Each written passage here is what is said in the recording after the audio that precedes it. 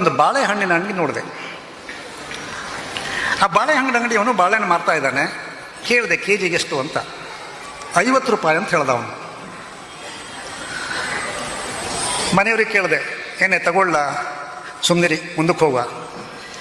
ಸರಿ, ಇನ್ನೊಂದು ಅಂಗಡಿಗೆ ಹೋದೆ. ಅಲ್ಲೂ ಬಾಳೆಹಣ್ಣು ಇಟ್ಟಿದ್ದ. ಅವನ ಹತ್ರ ಕೇಳಿದೆ ಬಾಳೆಹಣ್ಣಿಗೆ ಎಷ್ಟು ಅಂತ. ಅವನು 30 ರೂಪಾಯಿ ಅಂತ ಹೇಳ್ದ. ಒಂದು ಅಂಗಡಿ ಆಚೆ ಈಚೆ ಇವನು ಬಾಳೆಹಣ್ಣು ಮಾರ್ತಾ ಇದ್ದಾನೆ 50 ರೂಪಾಯಿ. ಪಕ್ಕದಲ್ಲೇ ಇವನು ಅಂಗಡಿಯಲ್ಲಿ ಬಾಳೆಹಣ್ಣು ಮಾರ್ತಾ ಇದ್ದಾನೆ 30 ರೂಪಾಯಿ. ಇದು ಹೇಗೆ ನನಗೆ ಗೊತ್ತಾಗಲಿಲ್ಲ.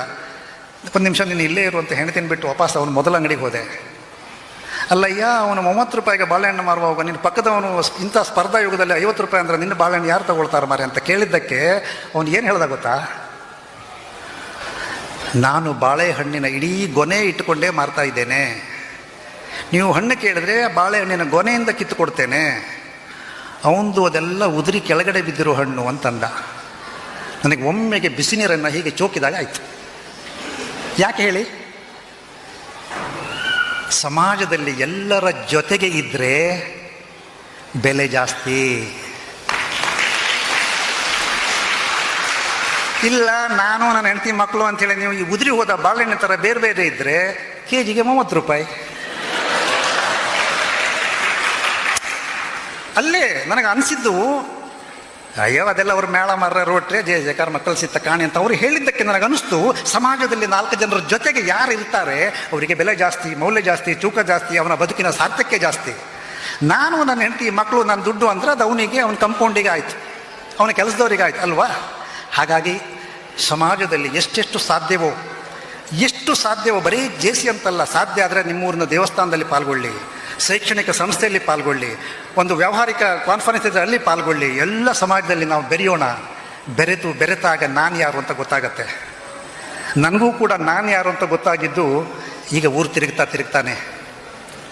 ನಾನು ಉಪ್ಪುಂದದಲ್ಲಿ ನನ್ನ ಮನೆಯಲ್ಲಿದ್ದಾಗ ನನ್ನ ಅಪ್ಪ ಅಮ್ಮ ನನಗೆ ಭಾಳ ಕೊಂಗಾಟ ಮಾಡ್ತಾಯಿದ್ರು.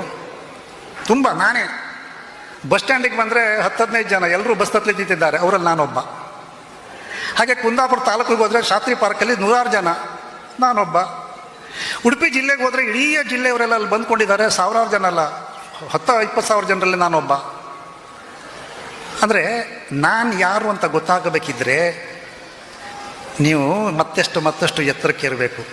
ಆ ಎತ್ತರಕ್ಕೆ ಇರಿದಾಗ ನಿಮಗೆ ಪಕ್ಷಿ ನೋಟ ಎಲ್ಲ ಗೊತ್ತಾಗತ್ತೆ. ಹಾಗಾಗಿ ಹೇಳಿದೆ, ಸಮಾಜದೊಂದಿಗೆ ಬೆರೆತಾಗ ನಿಮ್ಮ ನ್ಯೂನತೆಗಳು ಅರ್ಥ ಆಗತ್ತೆ, ನಿಮ್ಮ ದೌರ್ಬಲ್ಯಗಳು ಅರ್ಥ ಆಗುತ್ತವೆ, ಅದನ್ನು ತಿದ್ದಿಕೊಳ್ಳಿಕ್ಕೆ ಅನುಕೂಲ ಆಗುತ್ತೆ. ಮನೆಯಲ್ಲಿ ಪೊಂಗಾಟವೇ, ನೀವಿಬ್ಬರೇ ಇದ್ದರೆ ಅವಳಿಗೆ ನೀವು ಅವಳಿಗೆ ಪ್ರೀತಿ ಮಾಡಿಕೊಂಡು ನೀವು ಲೈಫ್ ಸಕ್ಸಸ್ ಅನ್ಬೇಕೇ ಬಿಟ್ಟರೆ, ಹೊರಗಡೆ ಬಂದಾಗ 4 ಜನರ ಜೊತೆಗೆ ಅವರು ನಿಮಗೆ ಮಾನ್ಯತೆ ಮಾಡ್ತಾರಾ, ಮಾಡೋದಿಲ್ವಾ? ಯಾರು ಯಾರಿಗೆ ಮಾನ್ಯತೆ ಮಾಡ್ತಾರೆ ಅಂತ ಹೇಳಿದ್ರೆ, ಮೊದಲು ಪಾರದರ್ಶಕ ಬದುಕಿನವರಿಗೆ ಮಾನ್ಯತೆ ಮಾಡ್ತಾರೆ, ಅತ್ಯಂತ ಪ್ರಾಮಾಣಿಕರಿಗೆ ಮಾನ್ಯತೆಯನ್ನು ಮಾಡ್ತಾರೆ, ಪರಿಶುದ್ಧವಾದ ಮನಸ್ಸುಳ್ಳಂಥವರಿಗೆ ಪ್ರಾಮಾಣಿಕನ ಮಾಡ್ತಾರೆ, ನಿಸ್ವಾರ್ಥವಾಗಿ ಯಾರು ತ್ಯಾಗ ಸಹನೆಯಿಂದ 4 ಜನರ ಜೊತೆಗೆ ಬೆರೀತಾರೋ ಅವರನ್ನು ಮಾನ್ಯ ಮಾಡ್ತಾರೆ.